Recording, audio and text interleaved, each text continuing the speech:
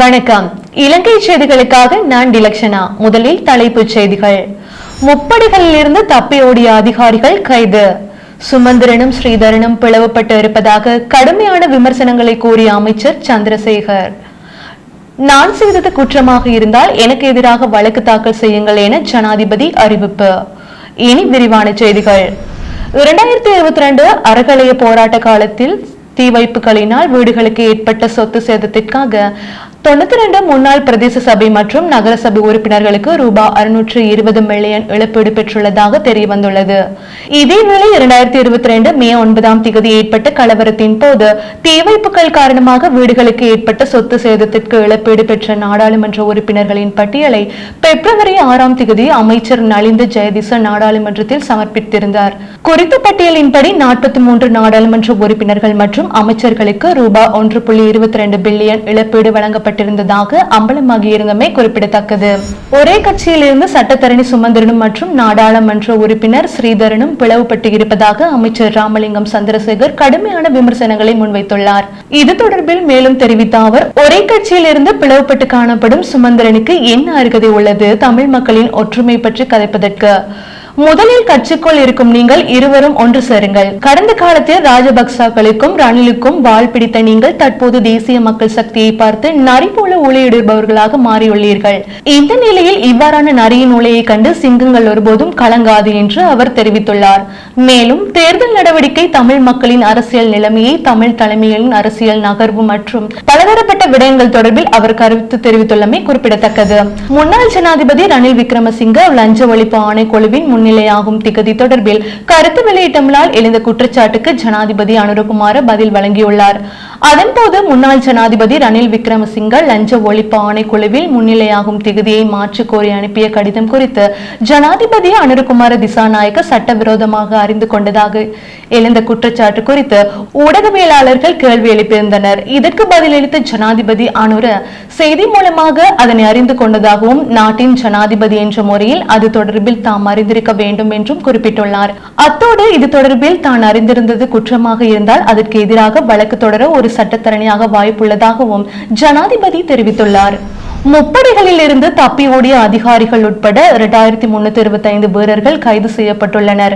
பிப்ரவரி 22 முதல் நேற்று வரை மேற்கொள்ளப்பட்ட நடவடிக்கைகளில் அவர்கள் கைது செய்யப்பட்டுள்ளதாக பாதுகாப்பு அமைச்சர் தெரிவித்துள்ளது. கைது செய்யப்பட்டவர்களில் 2017 ராணுவத்தின் 143 கடற்படையினர் மற்றும் 153 விமானப்படையினர் இருப்பதாகவும் தெரிவிக்கப்படுகின்றது.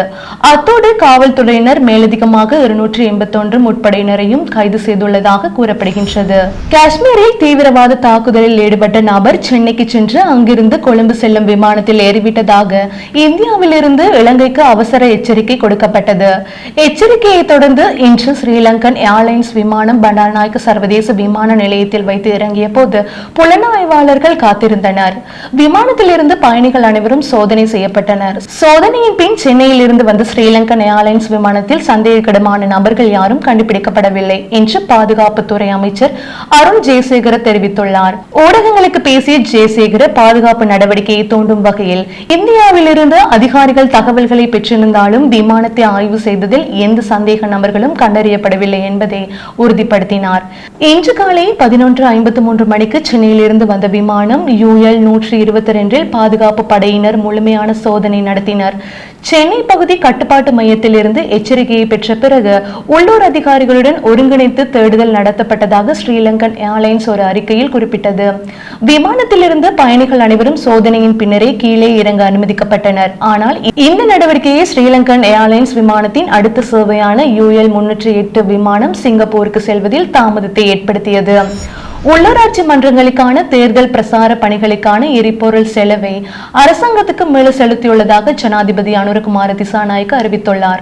நடைபெறவுள்ள உள்ளூராட்சி மன்றத்துக்கான தேர்தல் பிரசார பணிகளுக்காக நாடு முழுவதும் பல்வேறு இடங்களில் நடைபெற்ற பிரசார கூட்டங்களில் ஜனாதிபதி கலந்து கொண்டிருந்தார்.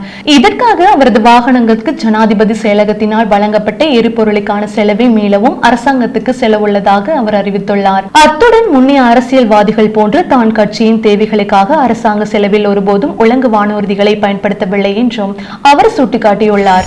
ஊழலை ஒழிக்கின்றோம் என நண்பர் அனுர கூறுவதை வரவேற்கும் அதேவேளை இதை மட்டும் சொல்லி நாள்தோறும் புது புது பொய்களையும் சொல்லி இனியும் நாட்டை நடத்த முடியாது என தமிழ் முற்போக்கு கூட்டணியின் தலைவரும் பாராளுமன்ற உறுப்பினருமான மனோ கணேசன் தெரிவித்துள்ளார். இந்த அரசு இலங்கை வரலாற்றில் மிக பெரும் பலத்துடன் ஆட்சிக்கு வந்தது. ஆனாலும் 6 மாதங்களுக்கு பொருளாதார துறையில் திக்குமுக்காடி நிற்கின்றது.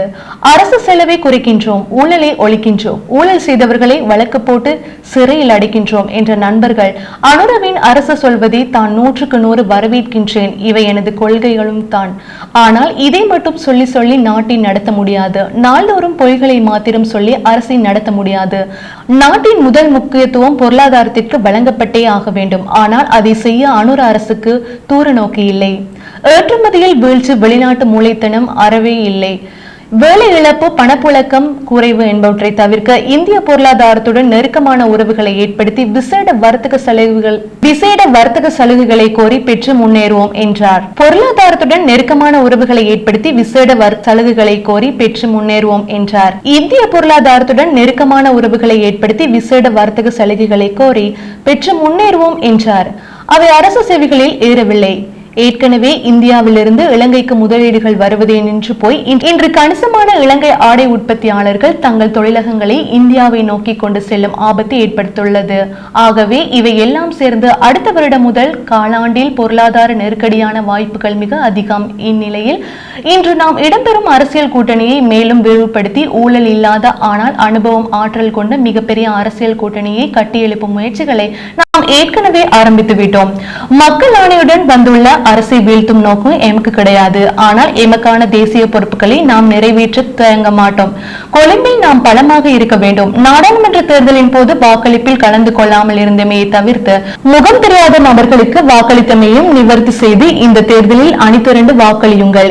இந்த முறை வாக்குச்சீட்டில் விருப்பு வாக்கு இலக்கங்கள் இல்லை, வேட்பாளர் பெயர்கள் இல்லை, கட்சி சின்னங்கள் மாத்திரமே இருக்கும். ஆகவே சின்னங்களுக்கு மட்டுமே வாக்களிக்க வேண்டும் என்பதை மனதில் கொள்ளுங்கள் எனவும் தெரிவித்தார். இறுதி யுத்த காலத்தில் விடுதலை புலிகள் அமைப்பினரின் கட்டுப்பாட்டின் கீழ் இருந்த பொதுமக்களில் மீட்கப்பட்ட தங்கத்தை அவர்களிடம் ஒப்படைக்க தயாராக இருப்பதாக இலங்கை ராணுவம் தெரிவித்துள்ளது. இதன் அடிப்படையில் பதில் காவல்துறை மாதிபர் பொறுப்பேற்கப்பட்ட தங்கம் மற்றும் வெள்ளி என்பவற்றின் பெறுமதி நீதிமன்ற உத்தரவின் பிரகாரம் ரத்தின கற்கள் மற்றும் தங்க ஆபரண அதிகார சபை ஊடாக மதிப்பிக்கப்பட உள்ளது. இதையடுத்து அவற்றை இலங்கை மத்திய வங்கியிடம் ஒப்படைக்க திட்டமிட்டுள்ளதாக தெரிவிக்கப்பட்டுள்ளது. இதன் பின்பு அடையாளப்படுத்தப்பட்டு உறுதிப்படுத்தப்படும் பொருட்கள் பொதுமக்களிடம் ஒப்படைக்க தயாராக இருப்பதாக இலங்கை ராணுவம் தெரிவித்துள்ளமை குறிப்பிடத்தக்கது. இறுதி யுத்த காலத்தில் விடுதலை புலிகளின் அமைப்பினரின் கட்டுப்பாட்டின் கீழ் இருந்த பொதுமக்களின் மீட்கப்பட்ட தங்கத்தை அவர்களிடம் கட்டாயம் ஒப்படைப்போம் என அமைச்சர் ராமலிங்கம் சந்திரசேகர் தெரிவித்துள்ளார். இது தொடர்பில் மேலும் தெரிவித்த அவர், தங்கங்களை உரியவர்களிடம் ஒப்படைக்க நடவடிக்கை எடுக்கப்பட்டுள்ளது. அவ்வாறு இல்லாவிட்டால் அதனை ஒரு பொது நிதியத்தில் சேகரித்து அந்த பொது நிதியத்திற்கு அரசாங்கத்தினால் மேலும் நிதி போட்டு குறித்த வடக்கு பிரதேசத்தில் கட்டியெழுப்போம் என அவர் தெரிவித்துள்ளார். மேலும் குறித்த தங்கம் அரசின் அடுத்த கட்ட நடவடிக்கை, தேர்தல் நடவடிக்கை மற்றும் பலதரப்பட்ட விடயங்கள் தொடர்பில் அவர் கருத்து தெரிவித்தமை குறிப்பிடத்தக்கது.